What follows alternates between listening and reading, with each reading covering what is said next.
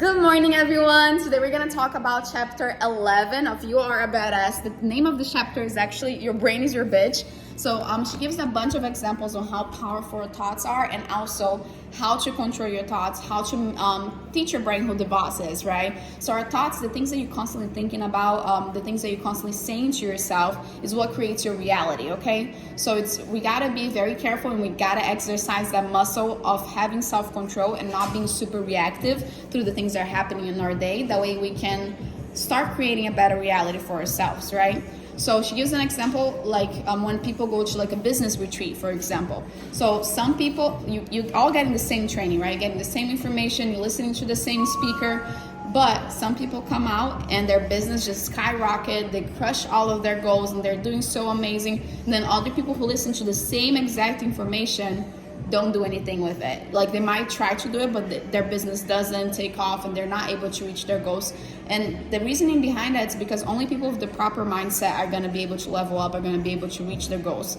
Because if you don't believe that you can actually reach it, you can work as hard as you want, you're not going to get there. And that's what she's talking about. It's about creating that muscle to learn. It's like the fake until you make it, right? It's like putting in your head that you can achieve it, and then you're going to figure out later on. Because one of the things that she mentions, which makes complete sense, is you're not supposed to know the how.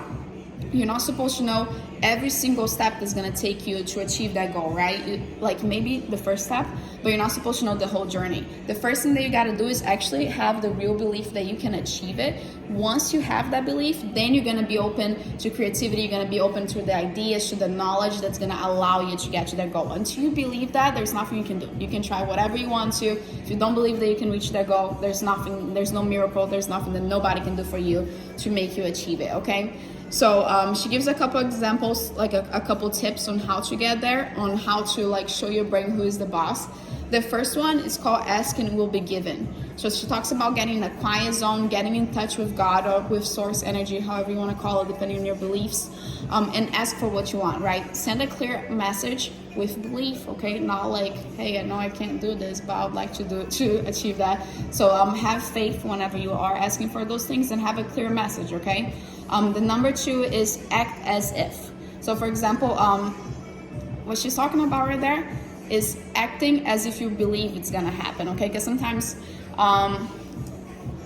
you know what I'm talking about. Sometimes we have like a certain goal, but we refuse to act like a person who would be capable of achieving that goal, okay? And then you're just making it feel impossible. Like until you believe that you can actually achieve it, it's not gonna happen. And that's like the fake it until you make it, is having that whenever you have the self-doubt that you can't achieve that, it's having that click in your mindset that you're just like, okay, maybe I'm not deserving of this, but it is possible because X, Y, and Z person did it, so like why not me, right? So it's that fake until you make it mindset where you can just flip the switch and go back to believing in yourself so you can actually take the next step, okay?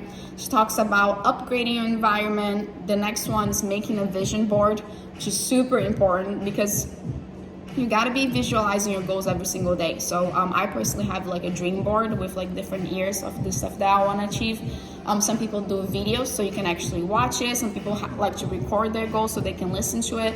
So there's different ways that you can do this, but it's super important that you constantly visualizing your goals. It's very hard to stay motivated if your only goal is to pay your bills, okay? Nobody's motivated about having enough money to pay your bills. So it is important that you have big dreams that fire you up. Dreams of like a lifestyle, of the places you want to travel, the car that you want to drive, how many hours you actually want to work. So once you have those things, it's going to be a lot more motivating for you to take the steps that are necessary for you to get there, because it's not easy, but if you don't believe it, it's never going to happen. So it's good for you to be visualizing this.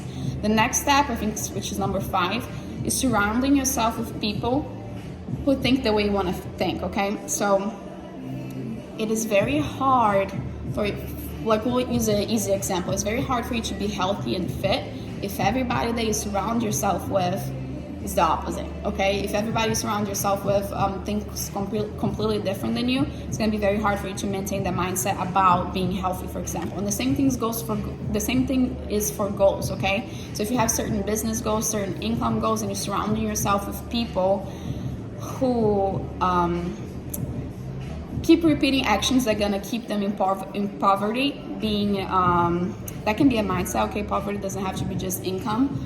Then you're not gonna get there. It's very hard to be around people that are constantly shutting down your goal. People that every time that you mention something that you want to achieve are the people that are gonna make fun of you and so on. That's normal, okay? Like on the online community and stuff. But make sure that you're making a conscious effort to keep in contact, to build relationships with people who think the way that you want to think, possibly people who already reached the goal that you're working towards.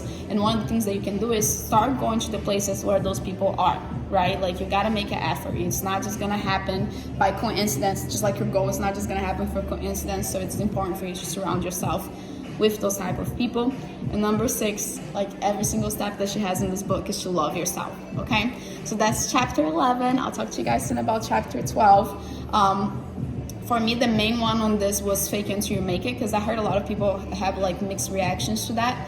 But I understand what she's saying. It's not that it's not that you're being a fake person. It's just creating that switch in your mind when you doubt yourself, because we are human beings. That's gonna happen. It's just creating that switch that when you go into that mindset, that you're able to just flip the switch and go back to believing yourself and go back and believing that you can crush that goal and achieve it. Okay, so that's it. I'll talk to you guys soon.